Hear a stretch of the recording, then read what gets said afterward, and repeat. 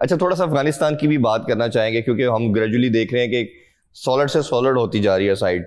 उसकी रीज़न ये है कि वो शायद उनकी जब से बैटिंग में स्टेबिलिटी हमने देखी, बॉलिंग तो अच्छी कर ही रही थी, बट बैटिंग में खासतौर पे गुरबाज, इब्राहिम जदरान और अजमतुल्लाह उमर जई आके जब मिडल में आके जब विनिंग्स खेलते, अतल बड़ा ज़बरदस्त है ऑस्ट्रेलिया के खिलाफ, उसने बड़ी शानदार एक बारी ली थी। तो ये जो 3-4 का कोर अच्छा बना है और ये अभी तमाम फॉर्मेट अब खेल रहे हैं, इसकी वजह आप समझते हैं कि अफगानिस्तान एक बेहतर से बेहतर और अच्छी साइड हो गई है कि वो कंसेक्टिव अब विक्ट्रीज हासिल करना शुरू कर दी उन्होंने?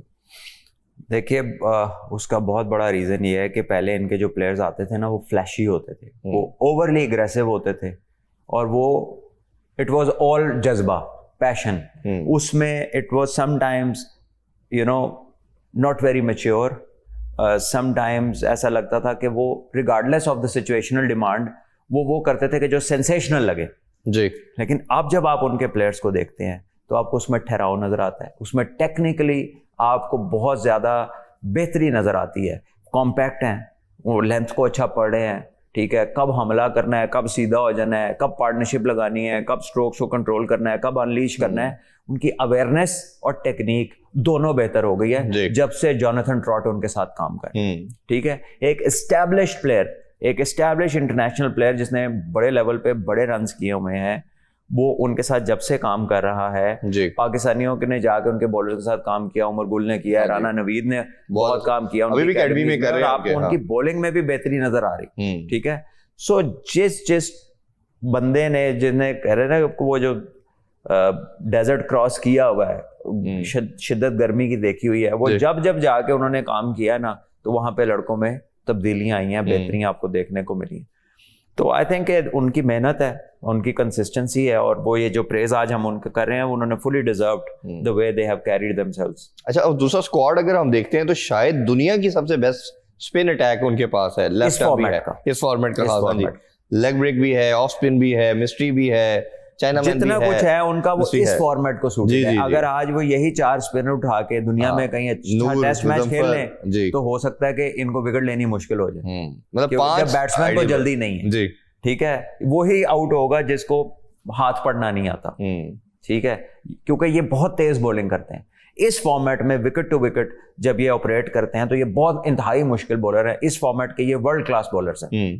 तो है, खेलें, इससे अच्छा मौका तैयारी क्या होगी कि दुनिया की बेस्ट जो एक अटैक है स्पेशली स्पिन का, और इन कंडीशंस में स्पिनर्स हमने देखा बड़े करामत भी है जी। शारजा में अफगानिस्तान का होम भी है, सीरीज इधर आई थी इन्होंने, तो वो कह लें कि इनसाइड आउट पता है उन्हें इसकी, तो पाकिस्तान के लिए बड़ी अच्छी। अच्छा, राशिद खान ने भी एक स्टेटमेंट दी है कि हम पाकिस्तान को कोई मैच नहीं जीतने देंगे। ये अब एज ए कैप्टन या एज ए प्लेयर, ये आपको लगता है कि बहुत बड़ी स्टेटमेंट है, या ये शायद ये हमारी उनकी ब्लड के अंदर है, उनकी बेल्ट के अंदर, कि वो इससे इमोशनली बात करते हैं कि उड़ा दें जी, हम बस छोड़ेंगे नहीं? तो ये एज ए क्रिकेटर या कैप्टन ऐसी स्टेटमेंट बनती है?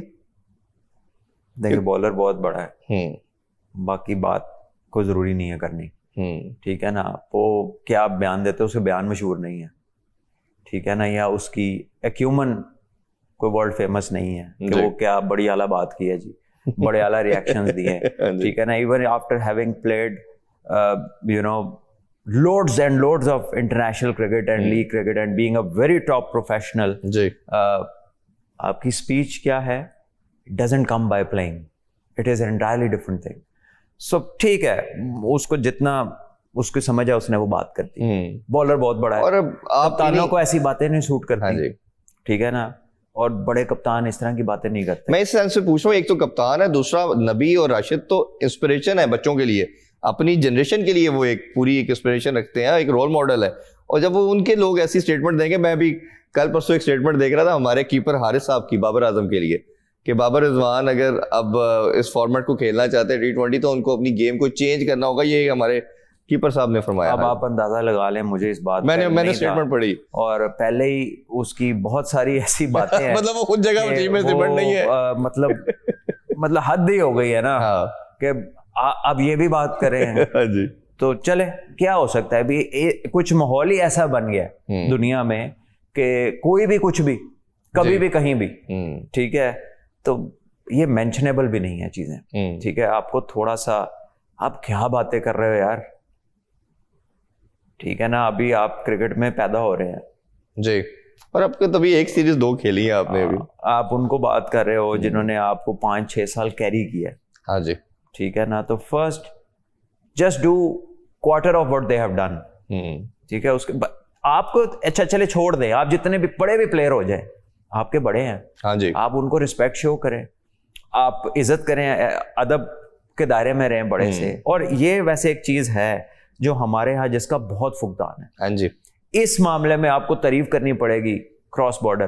कभी उनके ऐसे आप लोगों के एरा में भी बात नहीं समझ सुनने को मिलती थी। नहीं, आज भी। हाँ, आज भी मुझे बता दें कि अगर यहाँ पर यूसुफ भाई बैठे बात करें, इंजी भाई बात करें, यूनुस भाई बात करें या शोएब भाई बात करें, हालांकि शोएब भाई का एक अपना स्टाइल है उनका जी, ठीक है, लेकिन he is respectable for us. He has achieved what no man has achieved and even he would not have achieved. वो बड़े हैं, बिल्कुल ठीक है। तो वो कुछ कह भी लें और कहते भी हैं तो क्या फर्क पड़ता है? बिल्कुल ठीक बात। ठीक है, तो ये मतलब पहले होता था कि बात पहले कह दी और सोचा बाद में, लेकिन यह है कि बोल दिया, सोचने का तो टाइम ही नहीं है। कौन सोचता है? ये तो वो वाली बात है। और फिर पीसीबी जब वो पाबंदियां लगाता है कि आपने इंटरव्यू नहीं दिया, फिर इसी वजह से लगती है ना, जब आप आते हैं तो लान के ला भी दे इसको तो कम से कम माइक से दूर रखें। हाँ जी, हाँ जी। और वो अपने आप को गूगल भी कहते हैं कि मुझे हर चीज का पता है।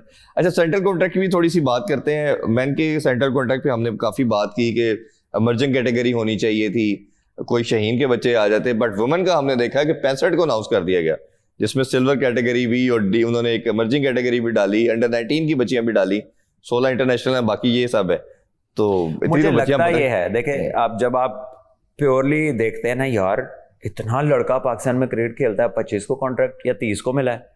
लड़कियां ऑब्वियसली थोड़ी सी हैं तो वो 65 को मिल गया, लेकिन अगर आप इसको जरा डिग डीप करें ना, तो लड़के डिपार्टमेंटल क्रिकेट खेलते हैं जी, वहां पे उनकी जॉब्स हैं, रीजनल क्रिकेट के कॉन्ट्रैक्ट्स हैं। वुमेन्स में ये दोनों चीजें एग्जिस्ट नहीं करती। सो प्रोबेबली क्रिकेट बोर्ड ने इंश्योर किया कि एटलीस्ट आपकी 3 to 4 सेट्स ऑफ टीम्स को हम थोड़ी सी फाइनेंशियल सिक्योरिटी दें ताकि वो तवज्जो से क्रिकेट खेल सके। तो मेरे ख्याल में इसके अलावा कोई और रीजन मुझे समझ नहीं आता, और इफ इट्स लाइक दैट तो ये एक अच्छा स्टेप है। क्योंकि देखें, जब तक आप लोगों को फाइनेंशियली सिक्योर नहीं करेंगे वो डिलीवर नहीं कर सकते। ठीक है, यही पागलपन हमने देखा था पिछले कुछ सालों में कि जी पैसे क्यों देने हैं जी, बंद करो जी डिपार्टमेंट, जी 50,000 में मैच खेलो जी, उसके बाद जो है जी क्रिकेट शौक की है। और भाई साहब, आप एक उस बंदे से डिमांड कर रहे हैं पूरा दिन काम की, जिसने घर भी चलाना है, बिल्कुल हमारे जो जवान है। अच्छा, आप उसको देंगे कुछ नहीं तो वो ये काम कर लेगा और तवज्जो से कर लेगा। आप दुनिया के किस कोने में रहते हैं, क्या चीज खाई हुई है आपने जो आपको समझ, जिसने आपकी बंद ही कर दी है समझ के, कोई समझ नाम की चीज भी होती है। मोटिवेशन आनी है ना आपको सर। ये we are not a welfare state. ना इलाज फ्री है, ना खुराक फ्री है, ना यहाँ पर आपको कोई वो घर मिलता है, ठीक है, ना आपके एजुकेशन फ्री है। तो ऐसे डिपार्टमेंट जब बंद हुए थे तो कितना ये जिक्र आपने खासतौर पे। हाँ जी, यहाँ पर लड़के हैं जो अब नाम नहीं लेना क्योंकि वो तो ILT तक पहुंच गए हैं, UAE से खेल रहे हैं। ये LDA सोसाइटी के बाहर उसने सब्जी लगाई थी बच्चे ने। ओहो, एक नहीं कई थे इस तरह के बच्चे। जब डिपार्टमेंट बंद हुए हैं तो कंप्लीट केओस था लोगों की जिंदगियों में जी। फिर उसके बाद कोविड आ गया, तो आपने जब उनको बंद किया है, क्या प्लान भी था आपके पास? क्या लेके निकले थे आप कि 1200 बंदे की नौकरी खत्म करके तो 180 बंदे को कॉन्ट्रैक्ट दे देंगे, तो बाकी 1020 बंदा किधर जाएगा? तो क्या सोचा आपने लोगों के लिए, उनके बच्चों के लिए, उनके घर वालों के लिए, उनके बूढ़े माँ बाप के लिए? किसी की एक प्रोलॉन्ग्ड इलनेस चल रही होती है, दवाई 30-35 रुपए दी महीने दी आ रही होती है, बिजली के बिल है, स्कूल है, खुराक है, और फिर उसने खुद एथलीट बनना है ना, तो उन्हें अच्छी खुराक खानी, उन्हें जिम भी जाना है, उन्हें तानू फैट लेवल का टेस्ट देना है, थोड़ा फिटनेस टेस्ट क्लियर करना है। कैसे करना है सारा कुछ? तो खाली गल्ला करन दा शौक सी, उसके लिए किया कुछ नहीं।